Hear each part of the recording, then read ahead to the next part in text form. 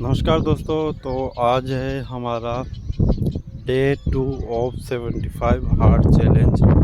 और तो आज की बात कर लेते हैं। तो सबसे पहले 5:25 पर उठकर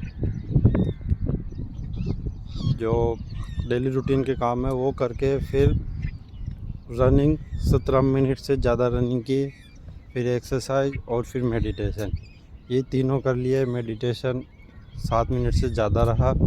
और मेडिटेशन अभी उल्टी काउंटिंग करता हूँ तो उसमें कई बार थोड़ा मिस हो जाता है, क्योंकि हमारा जो अभी 29 साल का मैं होने वाला हूँ, तो लगभग 4-5 साल से हम काउंटिंग सीखना स्टार्ट कर देते हैं।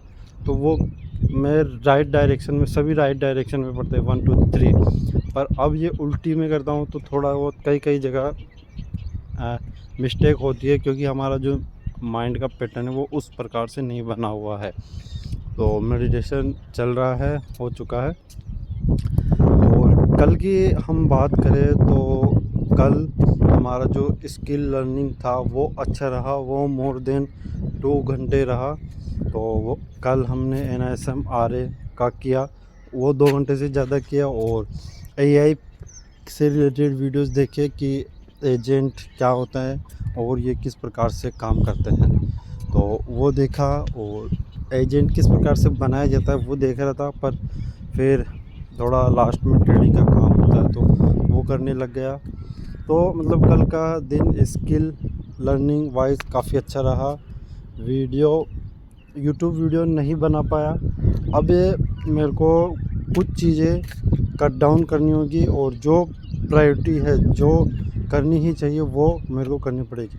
और कुछ घर के काम हैं, जैसे कूलर को वापस से मेरे को उतारना है, तो उसको थोड़ा करने लग गया था।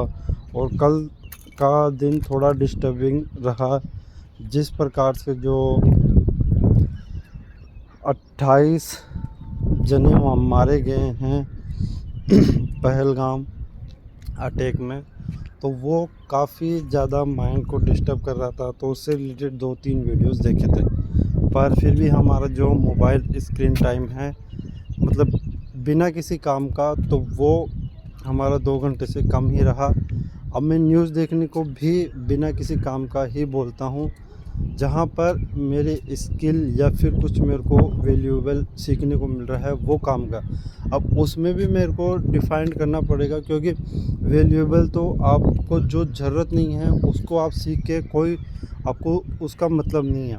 तो वैल्यूएबल मतलब जो आपके काम आने वाली है, उसमें यदि आप टाइम दे रखे हैं और जो आपके गोल्स में है उसको अचीव करने में जो चीज़ें काम आ रही है तो ठीक है।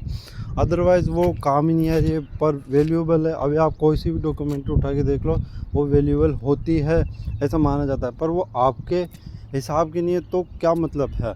तो वो चीज़ है। और बाकी कल एक बुक और कंप्लीट कर दी थी, कंपाउंड इफ़ेक्ट, वो समरी थी, वो हमने कर दी थी। हमारी जो अभी बुक चल रही है वो भी कंपाउंड इफ़ेक्ट है। अलग अलग ऑडियो बुक सुन रहा हूँ। एक समरी थी वो कंप्लीट हो चुकी है, कल दिन में ही कंप्लीट कर ली थी। और आज जो हम सुन रहे हैं वो फुल लेंथ है, लगभग 5-6 घंटे की होगी। तो जो आज हमने सीखा कि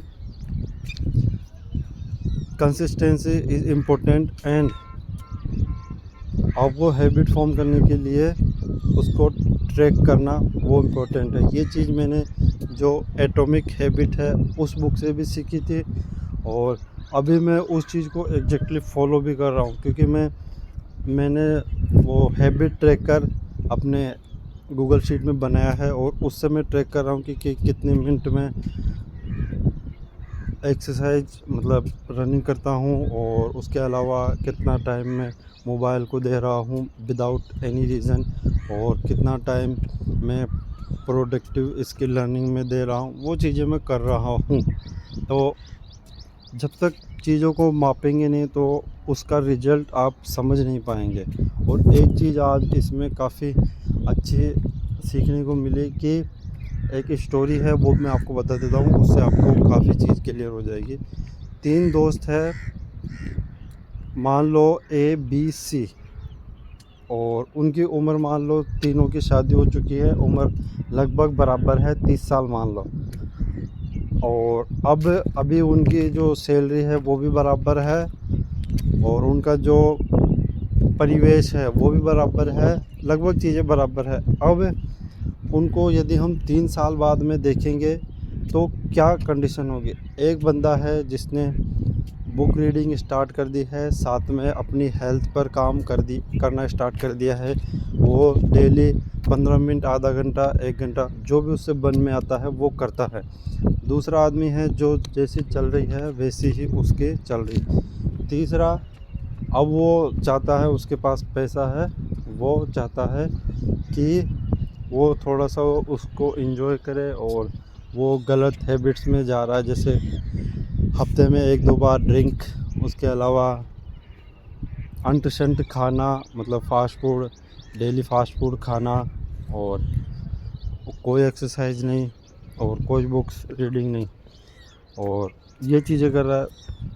तो अब आप उनको 1 महीने बाद में जाके देखो, कोई भी मेजर डिफरेंस नहीं देखने को मिलेगा तीनों में, तीनों की स्टेट सेम रहेगी। 5 महीने बाद में जाके देखोगे तो वहाँ पे आपको थोड़ा बहुत देखने को मिल सकता है, इतना नहीं मिलेगा, नोटिसेबल नहीं होगा वो। अब आप उसको 15-20 महीने बाद में जाके देखो, वो नोटिसेबल होगा। जो जंक फूड खा रहा है, फास्ट फूड खा रहा है, गलत हैबिट्स कर रहा है और अपने रिलेशंस पे काम नहीं कर रहा है, वो उसकी लाइफ धीरे धीरे बदतर होती जाएगी। जो अपने हेल्थ पे काम कर रहा है, अपने फूड पे काम कर रहा है, रिलेशन पे काम कर रहा है, अपने माइंड पे काम कर रहा है, उसको आप देखो। और जो बिल्कुल नहीं कर रहा है उसको देखो, जो उल्टा नेगेटिव कर रहा है उसको देखो, उनमें आपको डेफिनेटली डिफरेंस देखने को मिलेगा। और जो कुछ नहीं कर रहा है उसकी लाइफ जैसे चल रही थी वैसे ही चलती रहेगी।